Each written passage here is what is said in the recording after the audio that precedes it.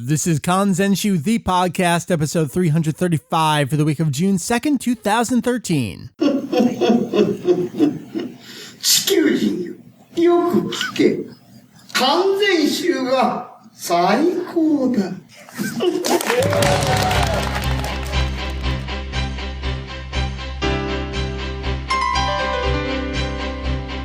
What up, else? Welcome to Kanzenshuu, the podcast, an extension of the all-encompassing Dragon Ball fan site. Kanzenshuu. We cover anything and everything Dragon Ball in hopes of enlightening and a little bit of entertaining, joining you back in the real world after a fantastic Animazement 2013. Meri joining us. Hi, it's been a while. Has been a long time here on the show proper. I was on the bonus episode, which was super fun, and I really enjoyed listening to it. Yes, I made you listen to it. No, you didn't make me. You requested. I volunteered. Yes. Because on the drive to Animazement, I was like, I want to listen to this. And because you had been building it up, because you were very proud of this work. Yes, I was. And all the people's stories. And it was fascinating to hear what other people had to say. I can almost picture myself in their situations. Yeah. Or they were describing it so well that I can just be like, yeah, I can totally see that. Was it really weird or fun hearing how many similar experiences we all had? It wasn't weird at all. I think we were very in sync back then, and I think back then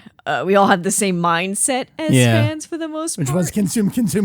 Except for the one that I thought was really interesting. It was Lance who said, I didn't listen to that stuff. Right, the one who was like, I only care if it's background music from the show, Yep. which I thought was fascinating. I've never heard that angle before. Mm-hmm. So But it's an appropriate angle. It was a good one. So if you have not checked it out, last week we did release an unnumbered bonus special episode. I don't remember exactly what I called it. It was like DBZ Game Music number 1. It's us reminiscing about ye olden great days of Dragon Ball video game music. The first episode, I did call it number 1. There will be future installments. This one focused on the beginning up through the 32-bit generation on the Saturn and the PlayStation. So please check it out. I had such an awesome time working on that episode. And you could tell because you were just so jazzed about it as you were working on it. Totally. It's like, okay, there must be something special here going on. So who is this guy who edited the episode? Oh, right. My name is Mike, VegettoEX. I do gather folks here week in, week out to talk about Dragon Ball. The dungeon's around the corner.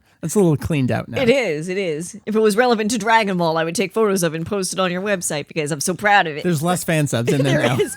They got relegated. Oh, I guess that's a bit of unrelated Dragon Ball news, is that we have finally taken that dramatic step towards moving the fan subs are in the garage. And official VHS tapes from what we call the dungeon here in our basement, which is adjacent to where we record the show, to the garage where it'll see the light of day when the garage door opens, but for the most part, it's banishing it to death. I've already stipulated that if in another 10 years we don't even crack open those boxes, well, it's time for them to hit the whole trash bin. I do want to capture some more commercials and stuff at some point. I had a lot of commercials, especially on my Boo era. Yeah, me too. Boo era. They kept them in. Do we have any technology in the house that allows to capture off of VHS anymore? Not here. Your mom does, I think, still. Hey, Mom!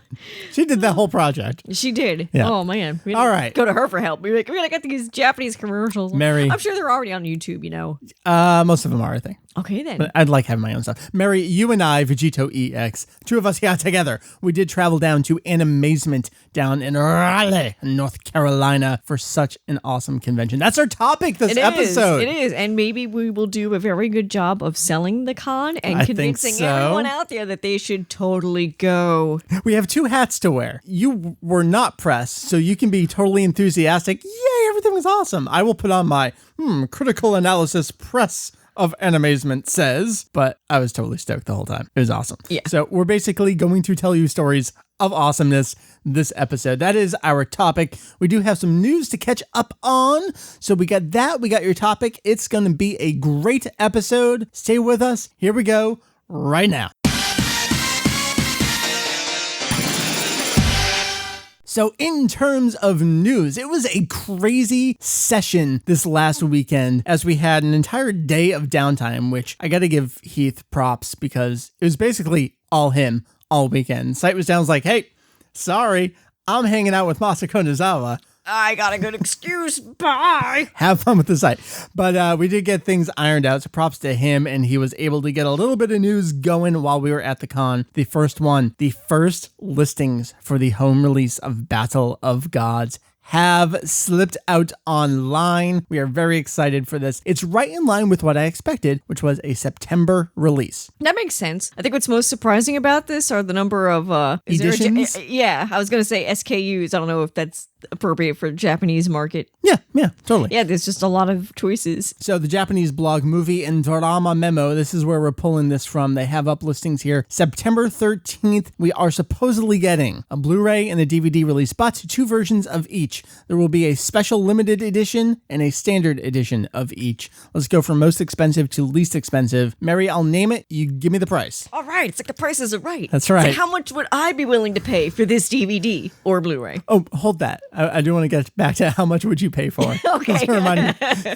Sparking ideas as we Us go. being dumb the other night. Anyway, so Meri Blu-ray special limited edition. Do we know what comes with the limited We edition? don't. Okay, so the price tag on that is 9,240 yen, which roughly in American dollars is like $90. We're at like $92. We are at such a good exchange rate right now. Is it nearly one-on-one? It is in our favor now. Oh, is it? Okay. Hells yeah. All right, so looking at about $90 for that. Meri, the Blu-ray standard edition. That's going to be 5,040 yen, so about $50. $50. Meri, the DVD special limited edition, so the DVD version of the special limited edition. This is fascinating to me. Yeah? It's 8,190 yen. So we'll pause before we do the last one. So do you feel like the special limited edition, whatever it is, you're paying for the limited edition portion clearly rather than the high defness? It depends on what it is. Yeah, we don't know. We don't know. Which, considering that this is just a DVD, I'm surprised it's as expensive as it is. I would expect it to be in like the 6,000s. All right, so let's finish up and then we'll come back to this. And then finally, very standard price, the DVD standard edition. Right, that's 3,990 yen, so roughly $39. $40 there. Now, considering the price of the Blu-ray special limited edition and the DVD special limited edition, tentatively here anyway, are almost the same price. You're only looking at $10 difference here. Do you think whatever the extra stuff is non-video disc related? Are we looking at like a book inclusion? It something had like better that? be a book or a figure. Yeah, for Because that if price. it's not, if it's just second disc with extras. I mean, that's great, but they would have to be really kick-ass extras, like footage from in the recording booth or production stuff. Just really neat things that maybe haven't been put out there before. But I understand that, DVDs in Japan do cost that much. They so do. That I got my practical $39.90 hat price, on. though, that's pretty fair, I think, for Japanese stuff. Yeah. The no frills version. This is all we have right now. This has not been officially put out there by Toei or Pony Canyon or Fox or anyone who's traditionally going to be involved with this stuff. So we'll let you know as we learn more, but September makes sense. And tied in with that a little bit, this was crazy. Crazy good or crazy bad? Crazy good for those of you in Latin America. We've had all those stories leading up to the release, where producers and publicity folks associated with the movie were like, yes, we are making this movie with an eye toward an international release. Nothing has come of that so far. I'm sure like the legal web of course. international distributors is complicated, and I'm sure the it is. US is probably one of the most complicated. I'm sure it is. So mad props to Diamond Films making massive multiple announcements here. Over the span of 2 days, we basically got theatrical international confirmations for Argentina, Peru, Mexico, and Paraguay. That just felt very Street Fighter to me. Mexico, Paraguay. Wait, why are there no Paraguayan? Is that a word? I don't know. Never mind. So T-Hawk's going to go check out Battle of Gods. Right now, the date on their official image is 2014. I know there are some other dates floating around out there. That is the big one on their official Facebook page. Very cool. Meri, what do you think? I am, the Latin American fans deserve this because they're some of the most hardcore in the world. Yes, and they they're absolutely pretty are. on the ball. As we saw recently with Exactly. the Cambia video. Now, Meri, do you remember the shit that went down with Dragon Ball Kai in Mexico? I don't. Can you refresh my memory? Sure. So How convenient. I believe it was the voice director for Kai in Mexico. Was a previous voice. I don't know if he was Kudadin and or Dende. Like, he was a voice on the old amazing Mexican Latin American dub of Dragon Ball Z. He was in charge of the dub for Kai, and things started coming out as he was tweeting, "We mostly have new voices in Kai." There was an online revolt by the Mexican fans because their love for Mario Castañeda, I believe his name is, as the Mexican Son Goku, is far greater than anything you have ever seen in your life. So, knowing all that in history, Diamond Films was almost forced to make an official statement on their Facebook page. Really? In response to a flood, a deluge, if you will, of comments and petitions. So I would like to read for you a translation here, a little bit from our buddy Albert, a little bit from our buddy Puto here, translation of the Spanish. "Thank you very much to everyone for your comments regarding the new movie Dragon Ball Z Battle of Gods. We would like to inform you that your petition to have the movie dubbed with the original voice cast has been notified to the directors of this distribution throughout Latin America. We've only received a notification about the movie's distribution. Soon we'll get organized with all the petitions we receive. Once we receive any new information, we will keep you posted throughout our social network." It's like, we heard you. Chill. We got it. We know. Holy shit. Calm down. Is the reason why they didn't stay with the voices that they knew in Kai was due to cost? Or? Yeah, it was cost. They flat out said it. They cost too much. They're too professional now to pay the rates that those people go for, which, if you remember, we heard back in Japan with our good buddy Yuji Mitsuya well before we ever knew Kai was coming to a close. When we had our fun little last Q&A with him at Otakon, we asked him, "Hey, are you coming back for Kaiushi?" And he's like, "I don't know if they can still afford me. I would be willing to work for a lower rate." So Kai throughout the world, it sounded like, in all the time. I mean, remember, Dragon Ball was brought pretty much everywhere else on time. It was North America that got it so late. You think about Mexico and Italy and France. They all had it. The people that worked on those versions since then, of course, grew to be giant actors in their like field. The John DiMaggios of like their exactly, countries. Exactly. Who still pops up in video games all the time. But video games pay well over here. It's weird. So that's what's going on with Kai in Latin American territories. They're getting it in theaters. And it sounds like probably dubbed, but Diamond is also like, holy crap. We're only just saying that we got it. We don't even know anything else right now. Oh my God. Which, of course, goes into all these great discussions where people are like, oh, all right, if we get it in North America, Fox is involved. Would there be a redone celebrity casting in the movie, or would they just be appropriate and cheap and go with the Funimation cast? That would be horrifying. I mean, I have no loyalty to the English dub at all, but right. But I understand the importance of consistency and the voices staying you true. know Like and they're love. the voices you grew up with, and oh my God, I really hope that Fox doesn't throw it all to the wind. Like, all right, let's get some celebrities. Whatever the decision is, I'm sure it's going to be a correct one. I can see, and I don't know if Kerber put this idea in my head, probably, but Funimation cast for everyone except Beerus and Weiss. Maybe quasi-celebrities do them. That would be cool. Something like that. Didn't the Chewbacca actor do something, I think, in the GT TV special? What? I have no idea. It was weird. Not in Japan. I'm talking about over here. No, I know. I understand. All right, so that's what's going on with Battle of Gods. Let's go over to some other really, really fun stories. This is fun in a bad way. This is a debacle going on right now. So the new 3-in-1 versions of the Dragon Ball manga coming from Viz. We got a statement from them months ago where it was like, yes, we're putting these out. Yes, they're going to be on the lower quality paper. We're going to keep the Viz Bigs in stock for the collectors, the bigger size, the better paper. There had been statements floating out there about, oh, the 3-in-1s, they're going to be uncensored. And even the back of the 3-in-1s, as we got the cover art and the back art, said, I think, uncut and unedited. People are starting to get the 3-in-1s. Guess what's still edited? Ugh. Yes. That's frustrating. It's very frustrating. It's like, why should fans have to play the role of quality control? And instead of getting paid, they're the ones paying out of their wallet for a shoddy product. Right. So what's also going on is... Oh my God. What? I'm sorry, you just scrolled down on your page and I saw what you're about to, I guess, describe. Well, we're getting to that eventually. You talking about the full color? Yeah. All right. Well, let's go right now. The full color manga, as that's coming out, the full color comics. I don't know why I said manga. They use comics even in Japan for the title of that.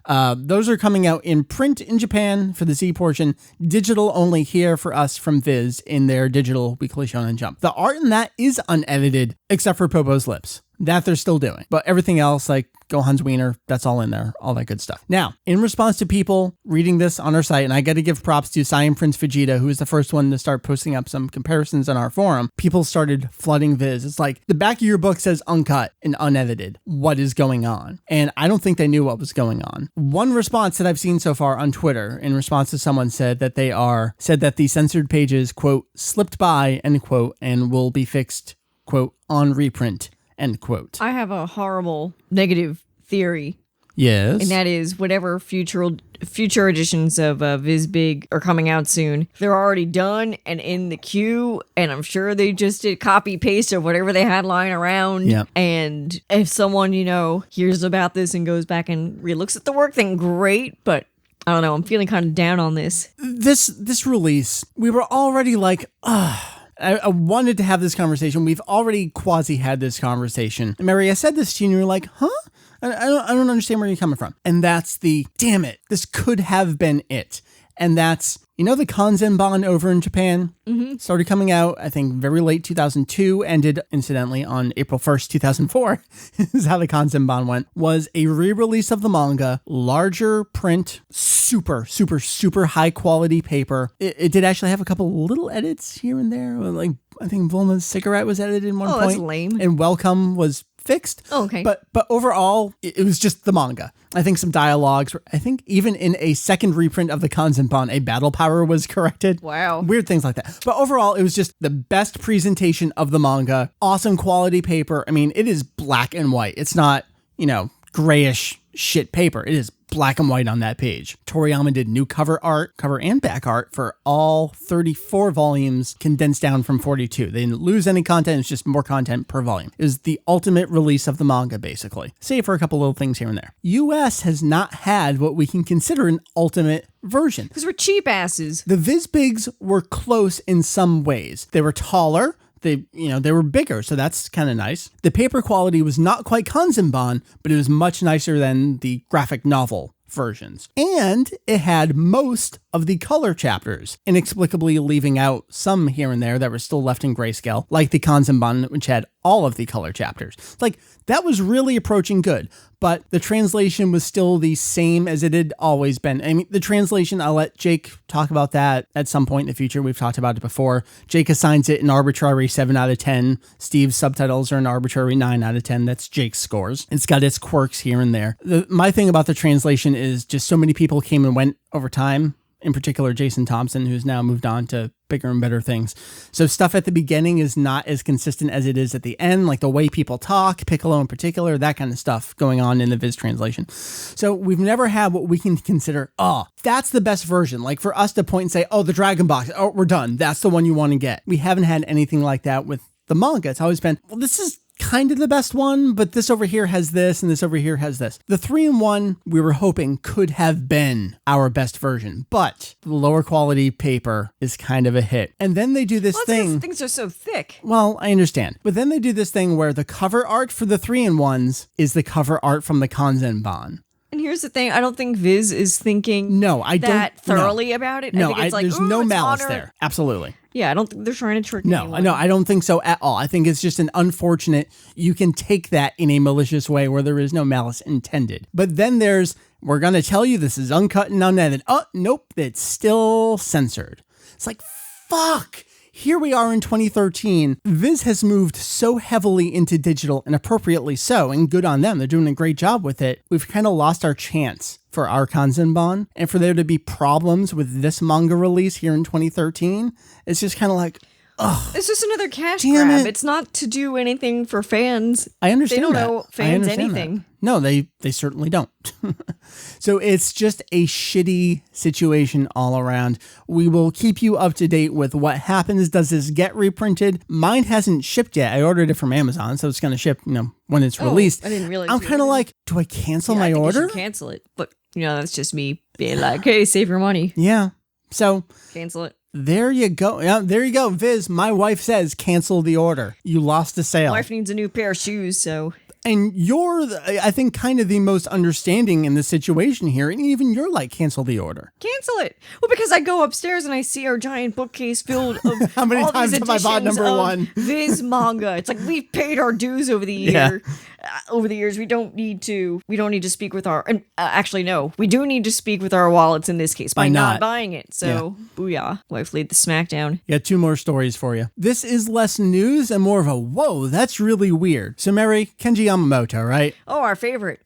Our man. Raging Blast 2. Story with this game, he did the soundtrack for the international release of the game. Because remember, all the Sparking games and the Blast games, in Japan, they have Kikuchi music to kind of fulfill that you're playing the show kind of thing. The international releases get new soundtracks, replacement scores, if you will, if you're familiar with that from various other English releases of Dragon Ball. Kenji Yamamoto did the replacement music for Raging Blast 2, as well as other games. The Kenji Yamamoto lols go down. Raging Blast 2 was going to have an original soundtrack overseas version, which was going to be the music from the replacement soundtrack, which I will say our buddy K17 noted is actually unlockable in the Japanese version, so you can get a dual soundtrack thing. But the soundtrack release was going to be our music from Raging Blast 2. That had a slew of problems. One, it was slated to come out when the tsunami and earthquake hit. So that was like, well, we're delaying everything within the span of a couple of weeks. So it's like, all right, we understand what's going on there. Then it just got flat out canceled. Then people started picking up Raging Blast 2 months later and were like,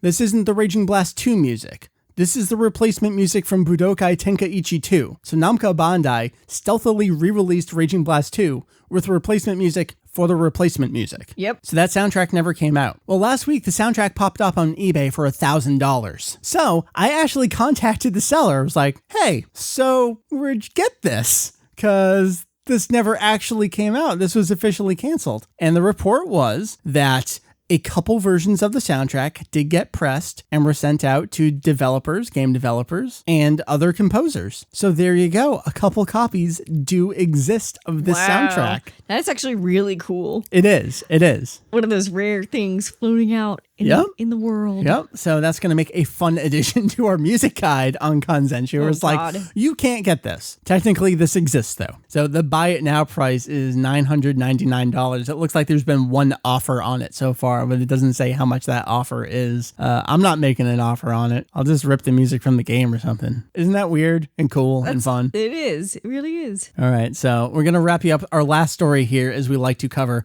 Dragon Ball Heroes Ultimate Mission. I missed last week's sales because we were getting ready for Animazement. So I did the 12th and the 13th week sales all in one post here. Its 12th week, it did another 4,539 copies. Its 13th week, it did another 4,105 copies. So Media Create is saying the game has sold 193,160 copies. The Famitsu sales list puts it a little higher, just over the 200,000 mark. Meri, you have not been here for the Ultimate Mission hilarity, where this game went and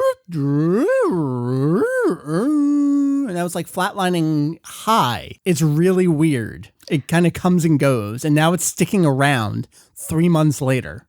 Games don't usually do that. Yeah, it's usually like a blast huge at sale first. and then it trails off instantly. So I wonder what it is about this. Is it that like it's got the card aspect to it? Oh wait, or does it not? Well, yeah, the digital version, you don't buy extra cards because that's just the arcade version. They're all unlockable within the game. I mean, it had a burst, if you will, when Battle of Gods came out. That made sense. It was tied in with the movie. Then it kind of went away, and now it's coming back. Julian's theory is that the arcade version is doing so well, it's bringing people back to 3DS version. Yeah, it sounds like it's a very incestuous realm of products. They're all keeping each other going. Exactly. Yeah.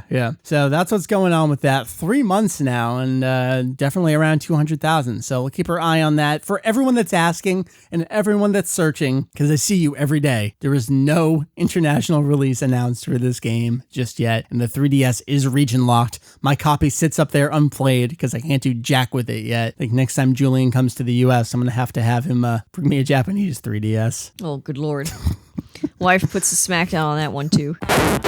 And as is often the case when we record the podcast early on the weekend, more stories break and we have to record a little insert. And by we, I mean just me, just all by myself right now. First story here, we first got hints of this way back in February, but it is indeed a real product. It always has been a real product. It just went through some changes. It was back in February that listings for a DBZ Saiyan Saga Ocean Dub DVD started getting little popping up things here and there.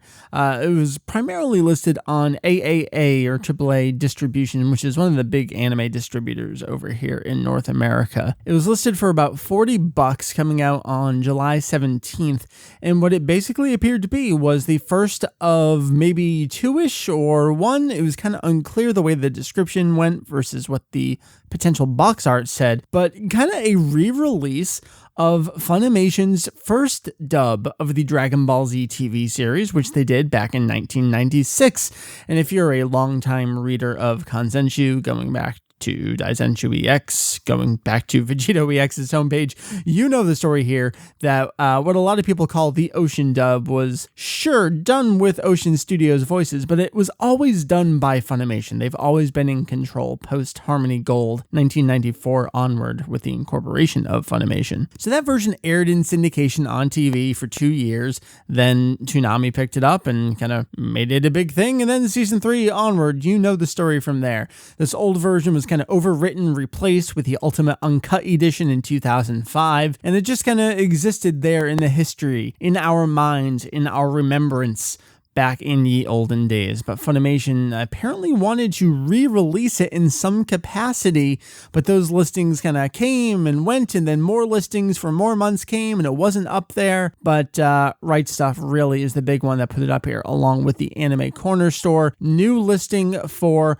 the Rock the Dragon edition of Dragon Ball Z coming from Funimation. It is one giant collector's box set. It will include episodes 1 through 53, which gets you to about episode 67, 68. Why am I talking about this in 2013? This is the weirdest thing. I thought we were done with this back in 2005. Now we have to explain this to an entirely new generation of fans who don't remember the number 276 and how we had to explain why 276 was an incorrect number. Ugh, it's crazy. It's crazy. So this new Rock the Dragon edition gonna have 1 through 53 of the original edited English dub from Funimation, produced from 1996 to 1998 with the Ocean Studios cast and the Shuki Levy, or is it Levy? I don't actually know. I'm this old and this familiar with various works and don't actually know how to pronounce the name. Can someone please tell me? It's 2013. I should probably know this by now. That old dub, along with, probably most interesting to fans of my generation, the dubs of movies 1 through 3, DBZ movies 1 through 3, as they were called, Dead Zone, The World's Strongest, and Tree of Might, which of course were released back then. Those were released in 1997, 1998 on VHS, Laserdisc, and DVD. Those were released uncut, produced in conjunction with Pioneer by Funimation, later Geneon, and then now nothing. Those are kind of the what we all pointed to as, oh, if you're gonna do it, that's the way you should do it. So it's going to have those movies on there as well. Now, we don't know if the movies in particular will also have the Japanese audio track on them. I mean, if they are going to be those versions and they were all produced uncut, it's an easy toss-on to throw them on there, like they have always had since 1997, and even when Funimation re-released them as part of the Ultimate Uncut Edition.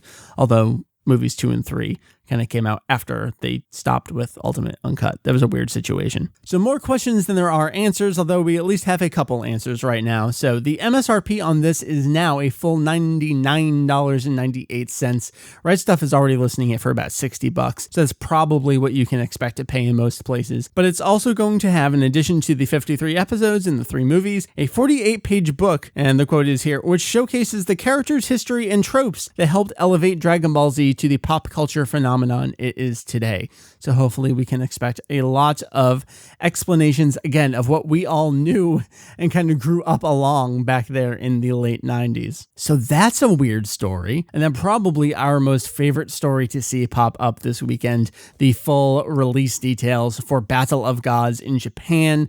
Meri and I were just talking about it earlier this episode. We were basically right on with everything we were projecting. So I'm very glad to see that finally, for once, our predictions were kind kind of okay.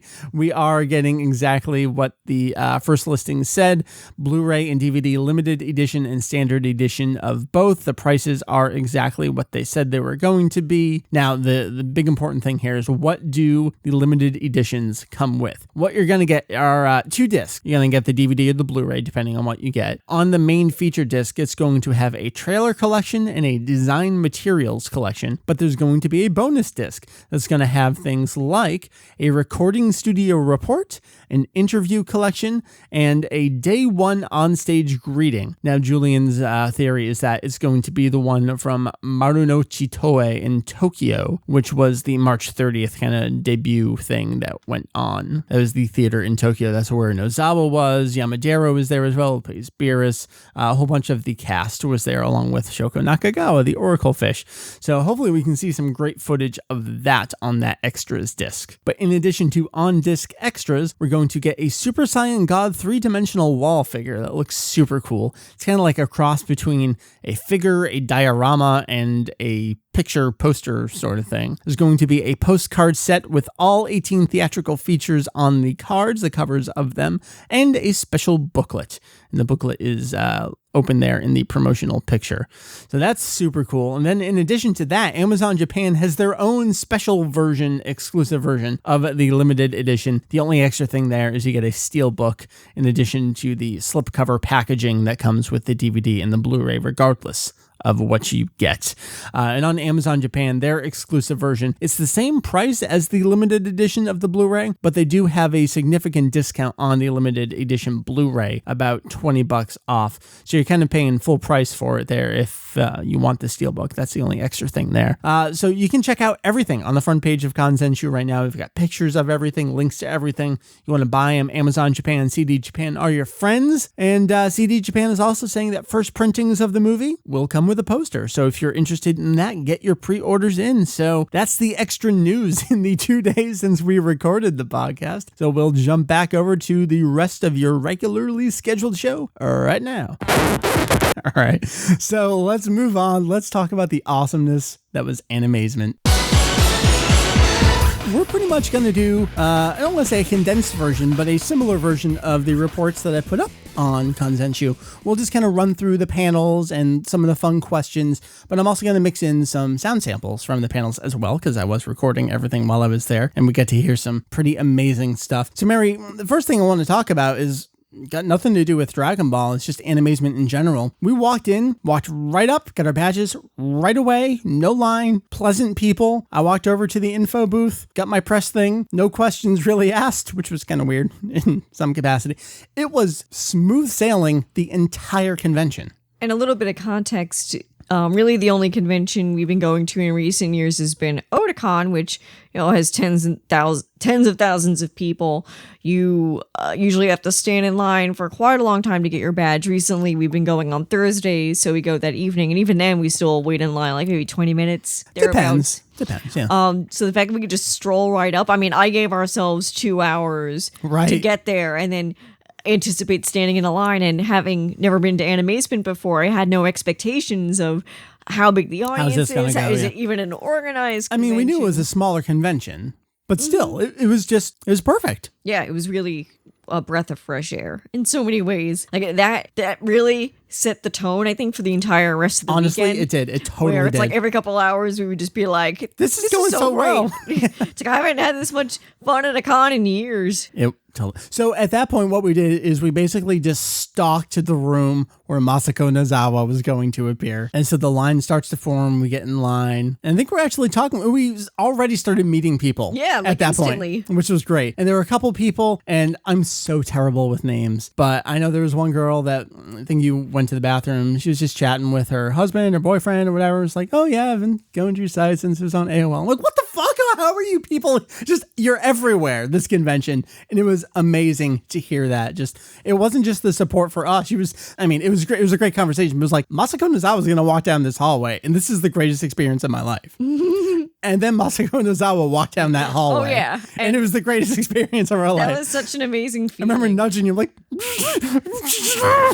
Like I was like, oh, my breath left me for a moment. It was so good. It was so good. So that was our first panel. It was Nozawa. The title of it was World of Heroes' Voices, ostensibly to talk about all the roles that she's had, but really it was the Son Goku from Masako Nozawa panel, which was great though.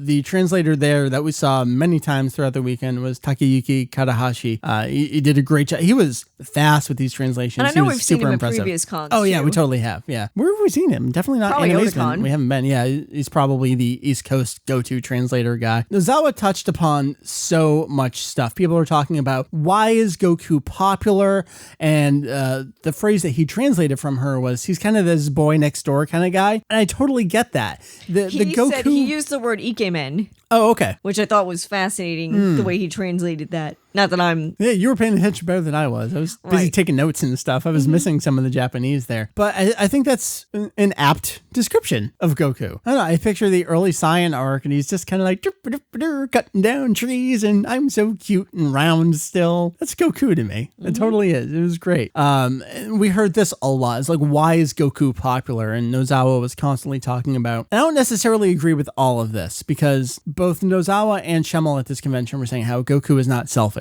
We've had plenty of conversations on our forum. Goku is extremely selfish, but I think the way that they were describing him, they could get away with a little bit of that. So there were some really good answers there. Just that basically Goku makes the world a better place, and if you could act more like Goku, you would make the world a better place, and that would be a good thing. We heard that a lot. I was like, yeah, that's so right. That's so good. Let's all be Goku. There were questions about she plays so many characters. Does she ever confuse any of these roles? And I've read this in interview after interview with her. She's like, no, I don't have a problem with this. And we heard this from other voice actors, so they're just in awe of her. Like, she just does it, and she never messes up. I know she said it at maybe this panel and several others, but her description of it, and I loved this, was in the recording booth in Japan, there's the stool that she kind of hangs out and sits on in the booth. Then the screen's a couple steps away with the microphone. And from the time that she gets up from the stool and walks up to the microphone, she becomes Goku. That is just so beautiful. That's amazing. And I loved it. And I remember we'll get to this, the big panel, when Schemmel was hearing her describe it, she's like, that's amazing. I loved seeing, more than anything else, Schemmel was kind of almost epitomizing Goku with just this like, wow, kind of like wide-eyed. Yeah. It was great to see all that going on. And Meri, we recently put up 2 interviews on the site with Nozawa. Julian did English translations. We put up her super long interview from the second Dragon Ball GT Perfect File, which was from 1997. And we put up a new interview she just recently did with Weekly Asahi, just in support of Battle of Gods. In the GT Perfect Files interview, one of the questions is, are there any very memorable scenes from the series for her? And she described during the Red Ribbon arc in this old interview when Goku's at Snow's house and someone from the Red Ribbon Army bursts in and just like litters everything with bullets, and she's wondering, is Goku going to be okay? And the instant she knew everything was going to be okay and Goku was just going to be amazing was just that when he comes out, it's like, that hurt. But he was totally fine. Fascinating that her answer from 1997 is still the same in 2013. It's funny because you think that was just a little nothing scene, right? But it's important to her, right? It totally just stuck in her brain as that's my Goku right there. And that was great. It was just, I don't know if it's just she's got her answers and she's ready to go with her answers, or if no, I absolutely do know that is the memorable scene to me, and she's stuck with it. And that was wonderful. And maybe her best story from the entire weekend was she had a niece whose friends didn't believe that her aunt was the voice of Goku. So one day, the niece called her from the payphone at school and said, you have to talk to all my friends. And the way she described it was, she would say, Os, ora Goku. And each friend would say, thank you very much, and just pass the phone to the next friend in line as they all learned, yes, your aunt is indeed the voice of Son Goku from Dragon Ball. And just everyone was so polite about it the entire time. Like Nozawa was very polite. All the friends were very polite. It just seemed so Japanese to me.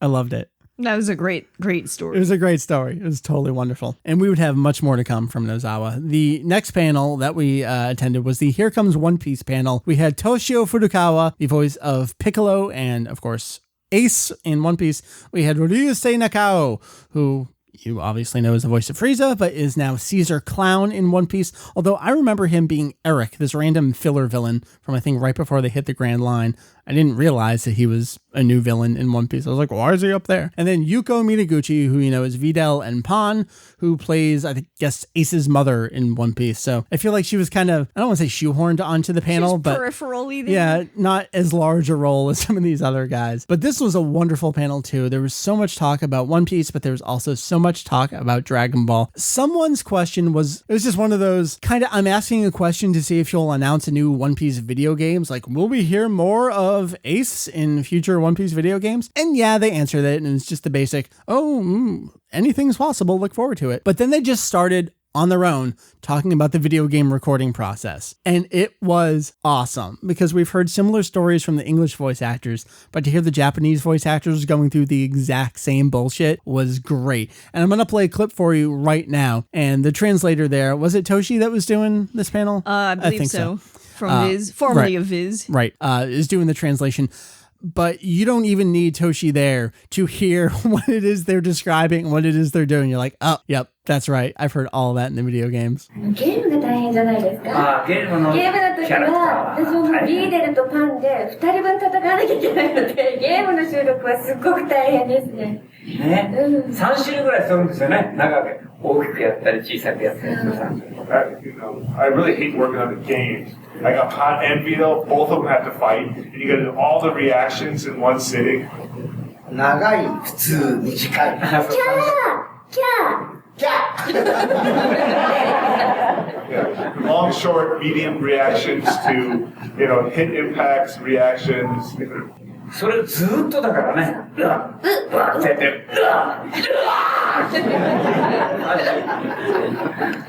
ドラゴンボールの時のゲームは死にますね。死にますね。やっぱりドラゴンボールが一番大変。やっぱ第1形態、第2形態、第3形態、それは最終形態、メタルフリーザー、おまけにクーラーが出てきて、メタルクーラー、8パターンぐらいのを変化こんなになっちゃう。なりますね。なるほどね。My script this tall, 8 forms. First form, second form, third form, metal cooler. 一番辛いです。フリーザはすごいなと思いましたね。いやでもマコさんはもっと大変ですよ。そうなんですね。電話帳みたいなこんなありますからね。But not as bad as the main character who has 3 telephone books of a script. And of course, Nozawa was there at the convention, not there at the panel, but all three of them were like, you think we have it bad? Minaguchi's going, yeah, I got to do Videl and Pan, but there's nothing like Nozawa, who's got Goku and Gohan and Goten and Bardock and Tullus and the fusions on top of that they have to. It's just like all these phone books of stuff to record. And they're just like, oh, wow, she's awesome that she can do that. I think another one of my favorite questions was what would happen if their Dragon Ball characters met their One Piece characters. Furukawa he knew exactly that. They'd fight. That's it. Piccolo and Ace, they just get into a brawl. That was a great answer. Nakao responded, he didn't think there was really much difference between Frieza and Caesar Clown, so we just did a little comparison between the voices there.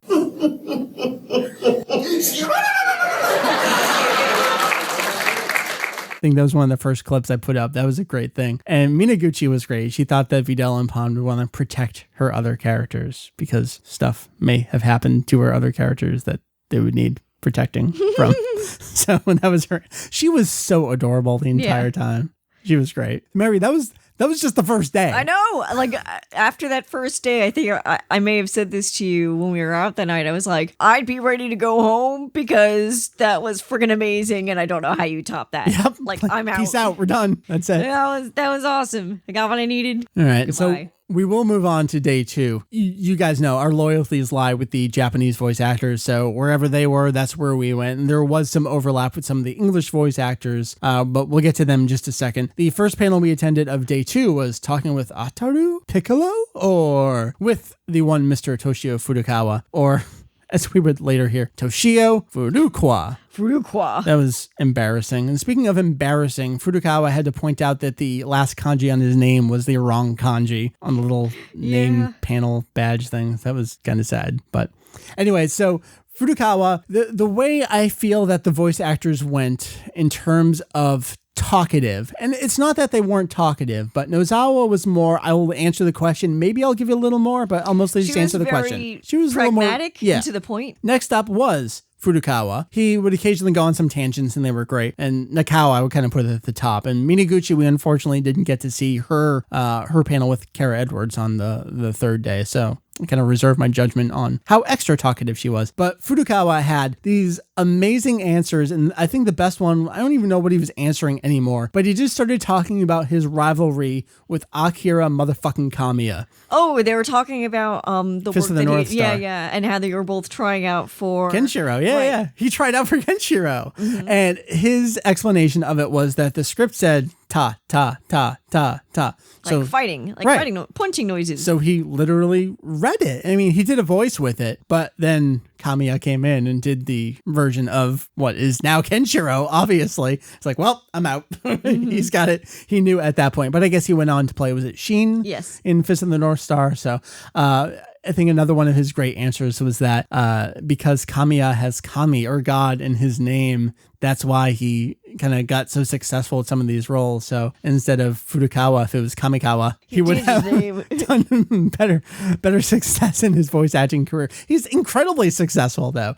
He talked about his figure collection. He's almost borderline otaku in some capacity. Mm-hmm. He updated his numbers over the course of the weekend. He's like, I think I get about 700 Piccolo figures and about 300 Ace figures. That's insane. Mm-hmm. He's awesome. He's collecting figures. I want to see pictures. Are there pictures? Of his collection? I'm not entirely sure. But then we got into stuff about the Piccolo voice, and I guess like most of the Dragon Ball cast, there was no audition. He was selected to play the voice of Piccolo. And if you know Furukawa from other roles, specifically Ataru from Urusei Yatsura, his natural voice, I wouldn't say it's high. He can act very high, but it's a higher speaking tone than his Piccolo voice. So they asked him, like, just lower it. And he's like this? No, lower than that. Like this? And so that's how he came to his Piccolo voice. And he was going, but my voice isn't that low. Why? Well, I'm not going to argue with you. I'll play this character. And it sounds like he really loves Piccolo. Oh, yeah. And that was so cool to hear. And what was a recurring theme across all the panels throughout the weekend? A lot of people asked, who other than your own character is your favorite character? And even in the English and the Japanese version, it was like Piccolo. Nozawa said Piccolo, Schemmel said Piccolo, and I think plenty of other people said Piccolo as well. Air Bear said Piccolo as well, and he was talking about how he has Paikuhan as a side character, and he's kind of like Piccolo, which if you go back to the original notes from Toriyama about Paikuhan, he's like, he's a little bit like Piccolo. So it's like, I think everyone's just got the same thoughts there. Piccolo's a great character. Unlike Nozawa, where I was unable to speak, I did get a question out to Furukawa, and I'll just play it for you here. Very late in Dragon Ball, Piccolo becomes what I like to call Uncle Piccolo, where he's always babysitting Goten and Trunks. What did you think about the transition the character went through? とても好ましいことです。僕大好きでした。そういう風に変わっていってほしいなという。I hope that he will change, and it happened. And yeah, I love that change you see in the show. ファンレターたくさん応援のファンレターがたくさん来るんですね。そういう風になっていった方。だからそうなっていってほしいと思いました。Yeah, I got a lot of fan letters encouraging, asking that Piccolo will change like that, and it did. So I'm very happy. フュージョンを教えるシーンで顔をあからめたりするようなその恥ずかしがり屋のところがピッコロらしくて僕は好きですね。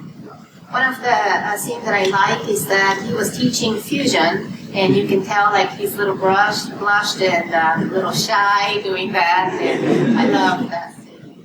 あのシーンが大好きです。I love that scene. あと免許証を取りに行くシーンですね。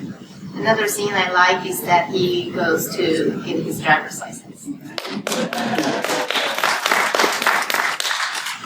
Multiple times throughout the weekend, we heard, I think, from him and Nozawa, just them talking about receiving fan letters and letters of support and how things are going. I thought that was great to hear, and the kind of thing you don't hear about these days. Where do people send fan letters, or do they just curse at people on Twitter? Or go on Facebook. Yeah, and kind of deface people. So that was a wonderful panel, but I think what most people were looking forward to the entire weekend was the West and East Dream Match panel. Really one of the biggest things of the entire weekend. If not the biggest. Yeah, maybe. I mean, we didn't go to Masquerade or anything, but this, I mean, it took up 2 of the ballrooms. It was huge and it was totally packed. So this consisted of, or do you say Nakao from the Japanese side?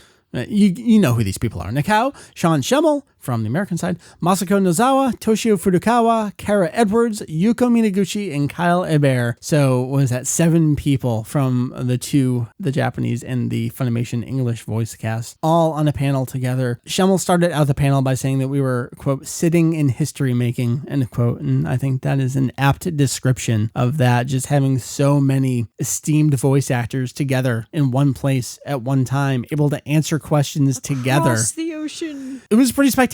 It was wonderful. It was fun. Like, I was getting giddy. Yeah, totally. I'm giddy anyway, but like, I was just getting giddy even to see, the dub voice actors. It's like, oh my gosh. Really? And we've seen Schemmel before at conventions, like forever. 10 years ago. 10 years ago, and I've grown to respect him, a hell of a lot more over the years. So I definitely was fascinated seeing, him and everyone. Yeah. We got a lot, kind of the same questions. Why do you think Goku is popular? That kind of stuff. I think one of my favorite questions was someone asked if your characters got the Dragon Balls, what would they wish for?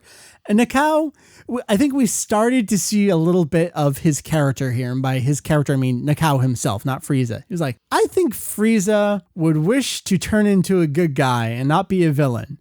And then he's like, and I guess that would give him and Goku nothing to do anymore. That's kind of hysterical. I thought that was a good answer. And a lot of people love sharing stories about Nozawa, and Nakao is also jumping in here. People that know her well, they call her Mako-chan, Mako-chan.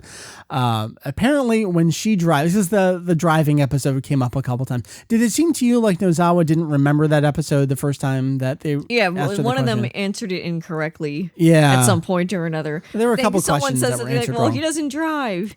And I was like, well, there's that filler episode where they're driving. Right. So Furukawa remembered it. That was for sure. But anyway, Nakao said when Nozawa drives, she turns into Frieza. Which sounds to me like she's a bad old lady driver, which is hysterical, and I loved it. And I think really probably one of the biggest moments of the convention was the Super Saiyan 3 Goku cosplayer was like, I want to do a Kamehameha with you guys. So they kind of brought everything to a standstill, and it was kind of awkward for a little bit. Because they couldn't figure out how to do it. Yeah, he was like, oh, I want you guys to come down here. And I was like, eh. So it's kind of weird, but it was cute in the end, and everyone did a Kamehameha together.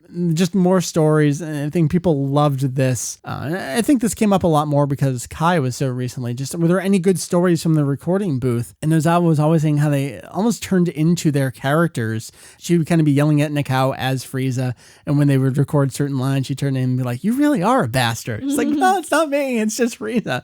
There's good stuff. I know one little instance that we loved, and we put up a clip of this on the site, was, again, do you have any favorite lines of dialogue, favorite moments? And for both Edwards and Minaguchi, they kind of came to this mutual decision. It was the moment where Videl first flies. So we got a performance in English and Japanese of the exact same line of the same scene.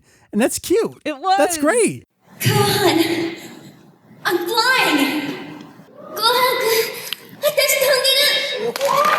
Really, what kind of distracted everyone the majority of time during this panel was before it started, they hung up a Battle of Gods poster. Yeah, It's on this backdrop. So What's happening or what? what's going on? And somebody even addressed it during the panel. I think the question was like, so are we going to see a clip or something? Nakao was great. It's just like, no. What? Oh, you bastard. You really are a bastard. But what that ended up being was Animazement does charity auction at the convention for relief support. Obviously, the tsunami and the earthquake. All of the 7 people there signed this Battle of Gods poster, and that was auctioned off. It was immediately after this panel, wasn't it? We ran down to the auction that started going on. They auctioned off a ton of Dragon Ball stuff. So that was really, really cool to see. Did you get the collective worth of all the Dragon Ball stuff that was sold? Was it like 1,000? It was easily over 1,000 because some of the stuff, I mean, just the Dragon Balls alone, it was like some of them going for the 4-star ball itself went for $100 plus there were all the other ones. And we may have missed some of the early stuff, so I didn't want to give an exact grand total there, but that stuff went for a lot. So just reflecting on the East and West Dream match panel here, Meri, it was like an hour of Dragon Ball goodness. It went by so fast. It totally I felt did. like we could have easily gone for another hour. Yeah. There's a couple questions I could have lived without. A lot of overlap between the panels that we saw the previous day. And I gotta say, some people learn to form a fucking sentence. I get that you're nervous. Yeah. I mean, I would be nervous too. Ultimately, I didn't personally go up and ask a question because I knew I'd be all like, fumble over it. But even the people that weren't fumbling, I felt like so many times Shem was like, I don't know what your question is. Right. Yeah. That's why they were really good. Kyle Haber and Sean Shem were like, I'm sorry, dude. I don't get the question. It wasn't so much a matter of being nervous as it was like, you can't. What are you trying to say here? Form a like I'm doing right now. Exactly. You can't get to your point. And just like kind of repeating yourself over and over. It's like, that still doesn't tell me what your question is. But other than that, I mean, I'm just nitpicking at this point. It was amazing. I don't even use that word. I think that's a wonderful thing to do is nitpick. Oh, okay. It's great. Oh, well, give me the opportunity and it's all I will do. So I'll put you on the spot, just like they were all put on the spot. What'd you think about the obligatory Team 4-star? What'd you think? I was torn about that, to be honest. Okay. I was very, very glad that Sean Schemmel took the approach of not about to discuss this. Like it was more of in not these words. It was, bitches, do you see who's up here? Yeah, I do think he went maybe a little too far with the attitude. And I'm just saying that, like, as someone who I don't think he did. As me, myself, I don't think he did either. But as just like a common Joe Schmo who knows a bridge and just wants to know what they think about it, I would have been like, whoa, dude, I was just asking a question. But as me, myself, Meri, I'd be like, oh yeah, I love the way he handled it. That was awesome. I agree entirely. It was really just, this is not the time or place. And he tried to cover it. He's like, they're great people, men, I don't know. But it was like, let's kind of reconvene here. Let's get back to business. And I thought that was an appropriate way to do it. So that wrapped up. It was wonderful. It was totally packed. We went to the auction. I've got the number breakdown of the stuff that we were able to see there. I did take 2 videos of 2 auctions. One was the poster. I forget what other one I did. It may have been the 4-star Dragon Ball, which went for $100. So there's like a couple minute clips that I'm still gonna put up. They're fun to watch. Just people. I think the poster was the best. It was like, okay, like $20, $100. Like, well, we're done here. That person gets it. They certainly want it. So that was day 2 of the convention. There was still another day of the convention. And Meri, you know from going to cons for so many years, day 3 is usually whatever. Day 3 is like I get up, have breakfast, hit the dealer's room one last time, and then I'm like, okay, let's leave. And it's maybe 11 a.m. Right. This was the first time in years that we were there till like maybe 3 in the afternoon. Yeah. 2 or 3 in the Basically afternoon. to the end. There was closing ceremonies after we left, and maybe we could have gone to that. It was like, this was amazing. We're done. So day 3 started out. There was a surprise autograph session with unannounced people. None of the Dragon Ball people were attending that, but after the big panel on day 2, they were doing autographs, and they did kind of a Junkenpon thing to see how many people. They tried to get it down to about 100 people. I guess over the span of an hour, they only got through about 90 autographs that day. And of course, people have been doing their own individual autograph sessions throughout the weekend, but this was, you're guaranteed to get all 7 in a row right there. So they had another full session of the 7 of them Sunday morning. We were numbers like 137 in line, something like that. And maybe like an hour into it, they cut it off. They said, we can only do 100 people. We didn't even get 100 people yesterday. We got an hour to do this because Schemmel and Nozawa had a panel an hour after the autograph session. That was the only instance of bad scheduling. I think so. I mean, granted, we only did Dragon Ball stuff this entire convention. I don't know if other things had issues with scheduling or timing, but that was the only instance where it's like, well, you probably could have had a half-hour break between the two, which is interesting because when I looked at the schedule, they mostly had half-hour breaks between everything. It's like, why would you not have a half-hour break between the autograph session and then the Sean Schemmel and Nozawa panel? But whatever. I mean, they ended up being 10 minutes late. Right. So that was a shame. But, I mean, the line was good. I took that opportunity to go get some... Be the man on the street. Man on the street. So you're going to hear a little bit of that. I did put one clip up there on the website, but we'll get to some of that stuff in a little bit.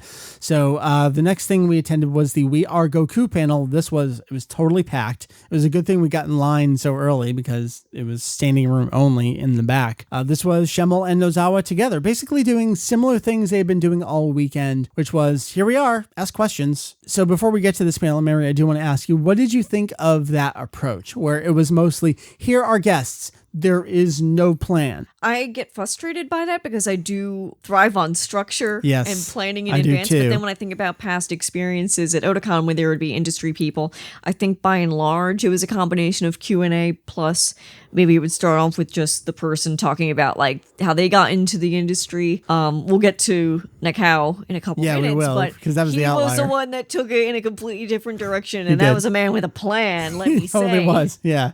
I guess the question still stands. What did you think about all of these panels where it was ask questions, go? Did it work? It did for most of them. I thought I was nervous at Nozawa's. Yeah. Because when it started and no one had questions, it was like, oh, great, this is going to be action-packed. Yeah. It was also inconsistent between just walking around the room and giving people the mic versus just get up in front of the room and form a line. I prefer the line approach. Right. And actually, when we'll get into this panel right now, I could tell immediately what he was talking about when Schemmel addressed the moderator. You're going to ask in advance because it was like, we're not doing this Team 4-star thing again. Mm-hmm. So they were vetting questions, which I think you should always do. I think you should always do, because if you get a person that can't even get whatever Otakon it was when Funimation announced saving One Piece, and you get that, how are you going to translate Nakama? Well, good luck with that.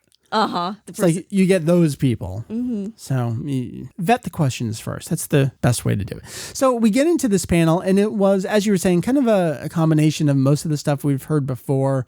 A lot of Schemmel just being wide-eyed in awe of Nozawa sitting next to him on the stage. They did tell a lot of the same stories as the previous day. I think we heard the Bubbles story again. Yes, it was if you could voice anyone else, that kind of stuff. Schemmel really seemed to want to voice Bubbles. I know the first time he did that, Nozawa was like, well, what the hell is going on with this man next to me? She looked very confused. He was very confused. She's like, oh, Bubbles. It's like, okay, I think we get what's going on here. But in this panel, someone was asking whatever question, and I think Schemmel was doing a really good job of asking his own questions to Nozawa during the panel, kind of expanding on if someone didn't, like we were talking about earlier, if they didn't really have a question, he would kind of turn it into something. And so in this panel, we got the stories of, obviously, Schemmel only plays the adult Goku, and once we hit the original Dragon Ball, he did take over at the 23rd Tenkaichi Budokai, but anytime it's a younger Goku, is a different actress. Obviously, over in the Japanese side, it's always Nozawa all the time. And so his question was, is the standard? Is this what always happens? Did you have to try out again for the role of Goku as an adult? And her story was, traditionally that was what would happen, is that when the boy character would reach adulthood, it would be a different voice, but not for me. And she said, and we'd have to vet this and do a fact check on this as well. She said she was the first instance of keeping that voice all throughout the time. That is the voice of Goku now. There's never been an instance where anyone else has ever played Goku in Japanese. And Schemmel, he was, I think, just in awe of her answers all the time. That was wonderful. I will say it was very heartwarming to see how humble he was. Yeah, and we could go in more to that, but we don't need to. You know where we're coming from in the where our loyalties lie kind of thing. Another thing that they both talked about and they both addressed in the same way, where it was, as they looked at the scripts, if they saw something that they felt Goku would not say, they would offer some input. And we know that Schemmel did that quite a bit in Kai, and that's why we get the Son Goku in the corrected line, no more ally bullshit. And that's why it is as good as it is there, because the actor put his foot down and was like, I'm going to try this here. But apparently Nozawa did similar stuff as well. And I mean, the script is what it is from the manga, but we also know that Nozawa did a little ad-libbing over the entire course of Dragon Ball. That's where Goku's accent comes from even. So the two of them providing input, and I don't know how many other people can know Goku so intimately other than Toriyama himself, but would he actually know at this point? So there are a lot of good questions, a lot of good answers in there. Anything else you take away from the two of them during this panel? I'm trying to remember. It was already less than a week ago, and I'm already like totally brain fart. There were a lot of repeats. We got the same walking up to the microphone story here again. I thought it was certainly fun. It was great to see. It was totally packed. They definitely could have used a bigger room for that. Oh, yeah. So next up, to wrap up our day, we had to make a choice. Side by side, we had Ryusei Nakao offline, and then there was also a dual panel of the two V-Dells. It was Yuko Minaguchi and Kara Edwards. My loyalties lie with the one and only Mr. Nakao. I am so glad we went. I haven't looked at the video from the other panel. I'm sure it was wonderful. This was one of the highlights of the convention. Meri, man with a plan. Oh my God. It was a riot. The man is hysterical. He's awesome. And he's so outgoing. Yep. And he seems so easygoing.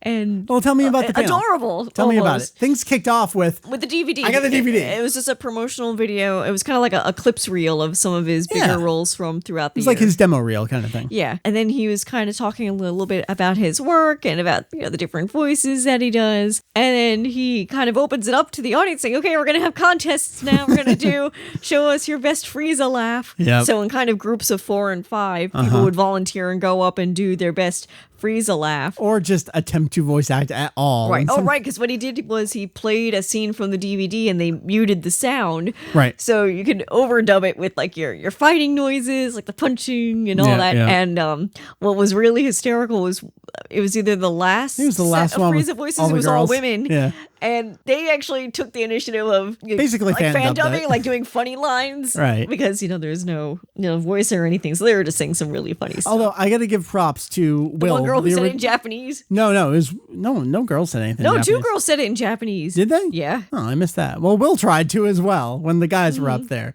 But so props to anyone who tried to. It was like I can't get up there to do it, but I know what the lines are. Oh, would you have been able to recite it? Matase na kono Furukawa da. Yes. Sorry to keep you waiting. This is my full power. Oh, see, you should have gone up there. I know. Can we hear your laugh after the fact?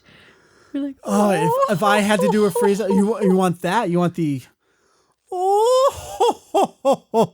don't know. I've been talking too long and I had a drink, so now my voice is getting higher. So I don't know. No one can compare to Nakao. Some of those girls and guys did very well. They did pretty well. There was one dude, man, he nailed it. Mm-hmm. There were a couple dudes that nailed it. So this was great. We did Frieza laugh, Caesar clown laugh, and then Frieza versus Goku, where that was all fighting noises and stuff. And the same kind of thing. It's like, watch it once and then try doing your own thing. And he had prizes for everyone. Right, because then we had to do like audience voting. Like we clapped the loudest for whichever one we liked the most. But then everyone's a winner and they kind of get a knick-knack. Yeah, everyone got something and then the winner got an extra like pencil board or something. We got one-piece erasers at the end. Yes, at the end, every single person in the audience got a little one-piece eraser or a little something, and he shook hands with every single person. Oh, did I shake hands with them? Yes. I probably did. I was probably so nervous. You shook hands with Ryusei Nakao. Did you? I did as well. Oh, cool. I was just like, oh. I mean, at that point, like, I just felt, I know this sounds hokey, but it seems like we've met him before, because he was just that friendly. It did feel that way, didn't it? I wasn't, by the end of it, I don't think I was awestruck anymore. I was just like, you're just genuinely a cool man. You are awesome. And I want to go out to have drinks with you. In fact, my big mode of operations that I wanted to embark on the entire weekend was let's stalk them and find what bar they're going to, and then I want to buy everyone drinks, but I don't think we were awake that long. Yeah. I want to be creepy. So there was all that good stuff, and then we did have about 10-15 minutes at the end. It's like, okay, now we'll do Q&As, which is, I love that. He had a plan, but he still had some questions at the end. People had some good questions. My own question, the only thing I could come up with is, we'll just play it for you here. It's rare that you get to play him, but Kula, Frieza's brother, they're very similar, but is there anything you do with his voice to separate him from Frieza? そう、クーラーは好きなんです。でも本編の方で、映画の方で出てきたキャラクターでしたので、作るにあたっては、フリーザよりも、やはり、大人であるというのは変だけど、一応兄貴ということで、もうちょっと、フリーザより上目の感じで演じたつもりではいるんですけど。Well, you don't get to see Kula that much because he's only a movie character. But since he's an older brother to Frieza, I like to play him as a more mature personality. かわいいフリーザ弟よという。My cute little brother Frieza. はい。It was a good answer, it was the expected answer, but then he tossed in that kind of little joke at them, my little cute little brother Frieza. I was like, oh, he's adding in extra stuff. I love him. He was just absolutely adorable. And as you heard at the beginning of the episode, I can't self-promote. You know me. I just love doing what I do, and if anyone enjoys it, that's great. But Will, the original Billis, we're sitting there and going around questions. His question was, could you say in the Frieza voice? And you heard at the beginning of this episode, listen up, Earthlings. Kanzenshuu is the greatest. So we have that for all history now. I appreciate that so much from the bottom of my heart. That was so good. And afterward, he just did that like, yeah, I just said that and I'm awesome. Well, it was funny. Before he said it sounded like he and the translator were trying to understand what was being asked of him. It was like, yes. Kanzen? What? Right. He got it. He did. Oh, Kanzenshuu. So, Meri, that wrapped up our Animazement. That couldn't have ended on a better note. It was amazing. I mean, it was just... I like that it ended on a lighthearted note. Totally It did. was so much fun. And you know what? Beyond going to the dealer's room, we went to that Fushigi panel when we first got there for like a few minutes, but we didn't do anything else at the con. Anything non-Dragon Ball at all. We didn't do AMVs. We didn't do the masquerade. We didn't talk about the autograph sessions. Oh, no, we I did all of lied. those. I lied. What? We did go on Sunday morning because it was a while before stuff started. We went to that the improv comedy. Oh, the improv thing with La Vueki that they watched dubbed and then did an impromptu. What do you is the think next happens on the episode? next episode? That was fun. That was a really cool idea. That was cool. I could tell that those guys are solid improv people. Yes. We haven't talked about the autograph sessions. We went to all of them except the one we couldn't get in into. at the end. They were wonderful and gracious. It was one item per person, exactly as I expect. And it was fun seeing the amount of Dragon boxes. I know Doug, our buddy Drew Baz, and I were joking, like, if we just bum rushed everyone here and stole the Dragon boxes, can make a fortune. Oh, yeah. There were so many Daizenshu, so many Chozenshu, Chogashu floating around there. People had, I know you were noticing everyone to Minaguchi was bringing up the same volume of Sailor Moon S, the DVD cover. Mm-hmm. So, well, I bought something different. You swapped it up at the last second. I was like, okay, everyone else is the same thing. I'm going to have her sign my Panchan figure. The so Super I go Battle up and Collection, she's yeah. like, oh, Panchan. Yeah. She's like, oh, so cute. It's like, yeah. Minaguchi is studying English over in New York right now. So her English is probably the best of everyone. If we had to rank English, I would probably go Minaguchi, Nakao, Furukawa, Nozawa. Mm-hmm. I think that's about right. That's accurate. Nakao, he was faking it pretty good. I felt like he was understanding. That's exactly what I was going to say. Yeah. He had good understanding and could say words here and there. I felt like he was answering questions before Toshi was translating them for him. Mm-hmm. So that was kind of cool. So we talked about all that. The dealer's room was the dealer's room for convention. But we found that awesome The one dealer with dude- figures where we bought a Vegito figure. Yep, he had, it seemed like a reduced amount from when we last saw him at, I don't know what convention that was. Would have Maybe it was been a while Otakon ago. or an AWA or whatever. Yep, we got a Vegito, which our buddy Tanuki has since dubbed, and I will now forever call him Traffic Safety Vegito. Totally stuck. The only thing, Meri, we have not really talked about yet is the Kanzenshuu community. Oh my God, everyone was amazing. Wasn't everyone just so awesome? I love you guys. It was so nice meeting so many of you. Everyone was so fucking nice. And I just was happy. I mean, me personally, of how many people, remember Temple of Trunks so fondly and me not having updated it in so many years. Yeah. It was just justification that, even though I'm not updating it, I need to keep the site online because so many people have fond memories of it. And even I go back to it. I'm like, oh my God, I'm embarrassed by I can't believe I wrote this. this. Yeah. Something like, oh, God, I was forever. talking about with some of the people. I think you were off talking with someone else. And a lot of the questions that went to the Dragon Ball voice actors was, I grew up with your voices. And I'm not going to pretend to be anything resembling Nozawa or Schemmel to people. But my response to that was, you guys didn't grow up with me. We all grew up together. Oh God, yes, that's so true. I mean, even you and me, Mike. Yeah. We grew up with similar experiences. Mm-hmm, And, I was looking at your side. I don't know if you were looking at mine, but Yeah, then once in a we while. met in real Whatever. life, and here Right. we are. And I, of course, love the people that are always on Twitter and our Facebook and our forum, of course. But the couple of people that are like, I don't post, but visiting your site since AOL. I'm like, holy shit. We all have been together for 15 years. Mm-hmm. 15 years. It's beautiful. It was beautiful. That's almost half your life. Yeah. Starting next year, it will be the majority of my life. Is it? No, I can't do math. You started your site in 98. Yeah.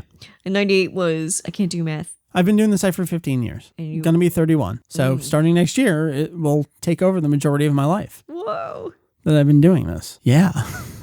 Freaky. Everyone was awesome. Yeah, they Everyone were. was so nice. I don't know what else to moral say. of the story is that, Animazement was awesome, man. you should all go. And good. I mean, I can see why the voice actors keep coming back year after year. I mean, I don't see these voice actors going to. I mean, I know they do go to like some of the Canadian ones. Yeah, Horikawa was up at Anime North. It was Right. like, did you accidentally respond to the wrong convention this weekend? That's funny. From what I was hearing, Sabat had confirmed a convention prior to Animazement, and they did offer to bring him out. He's like, I already confirmed another con. So Well, maybe from here on out, I mean, I hope that Animazement continues to have a good reputation for treating its guests really well, Right. so that it will just become like the de facto, is where the Dragon Ball peeps are. are. And how do you feel about that? Them getting known, almost pigeonholed as that's the Dragon Ball convention. I don't know that they're pigeonholed that way because that's how we see it. I mean, that's what brought us there. That brought a lot of other people there. They were celebrating that themselves, even during opening ceremonies. Like, do you like Dragon Ball? Do you like One Piece?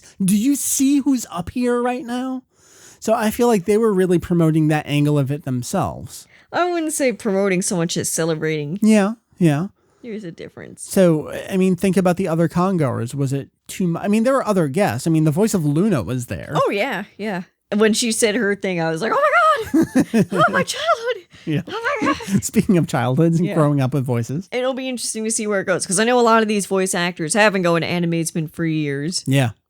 Nakao's been a few times. Furukawa's been a few times. Just talking about Furukawa, before I forget what the story was, just a couple of days before, his wife, did she fracture her arm or something? He was like, oh no, I need to stay with you. I can't go to the convention. She was like, no, you're going. And she was there too.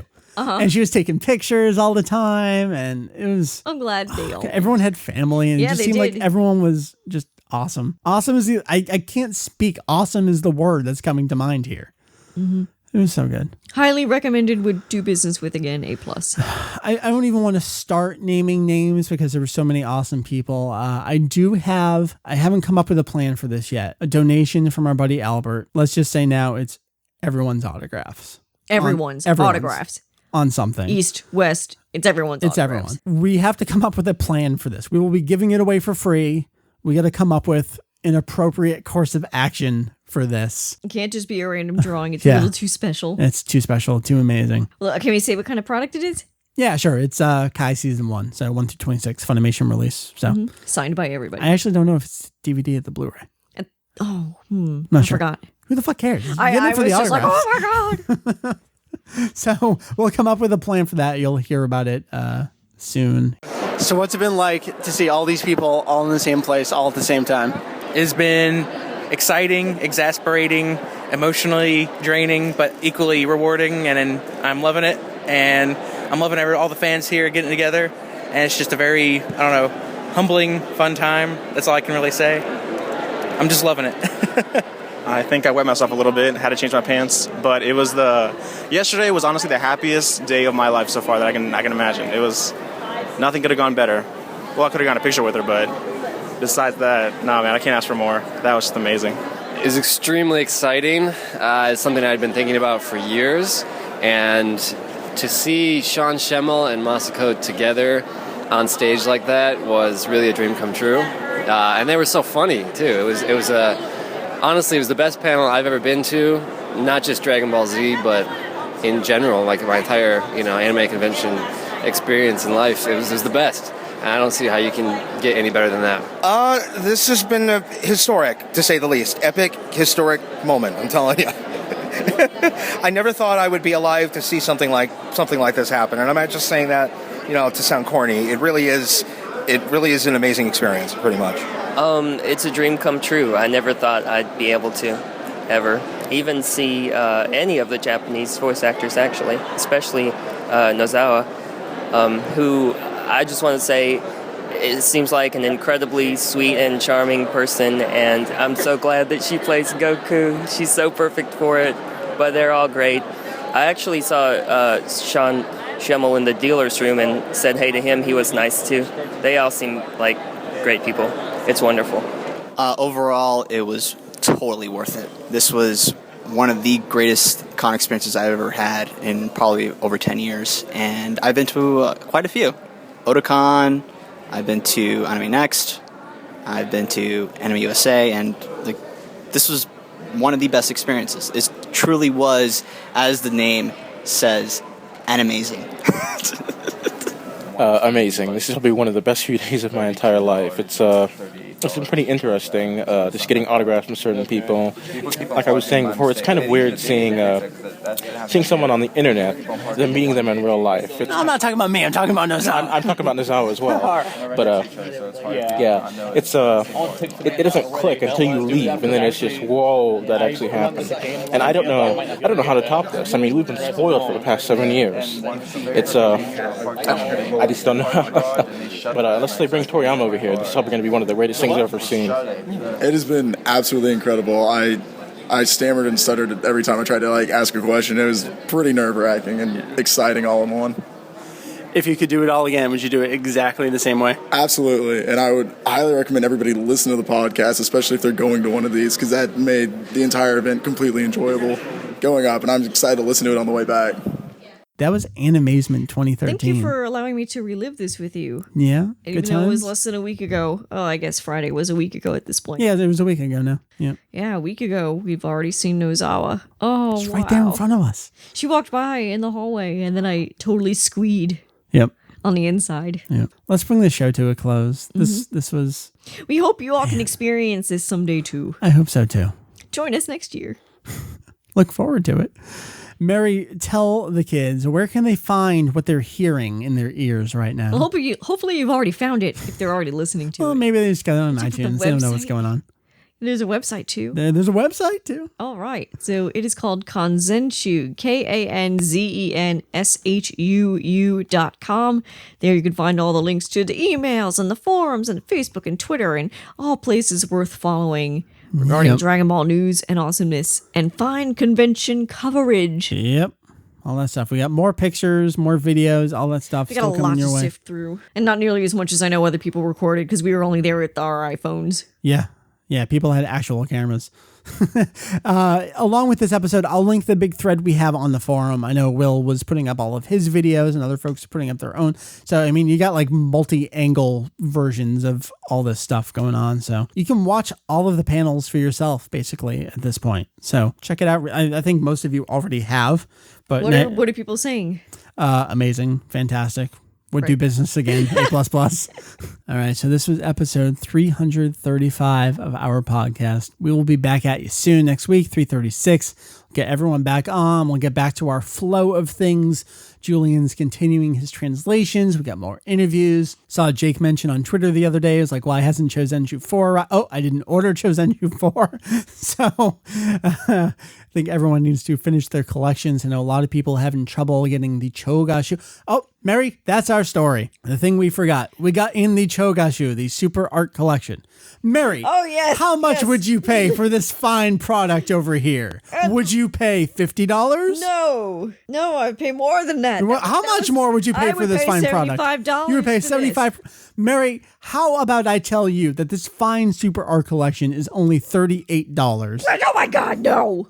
That's crazy. Except for right now, where it's out of stock everywhere online. Blah, blah, blah. But it already went out of stock and then popped up again. So we're hoping it's just a supply chain issue and everyone will get it back in stock. Isn't it awesome? It is gorgeous. It is so high quality. I think 2 weeks ago, Julie and I did a review of it here on the show. It is worth every fucking penny. So good. So good. And just this evening, I put up a picture on Twitter. If you have recently finished a collection of books, we would love to see your bookshelf as well. Please share your pictures with us. It's Six. So a picture didn't happen. Yes, exactly. Put them up. Kanzenshuu.com, 335. See you next week for 336 for Meri over there. Thank you, ma'am. Thank you. For all the awesome, incredible folks at Animazement 2013 as well. Thank you so much for joining us. My name is Mike VegettoEX. Matana. Later.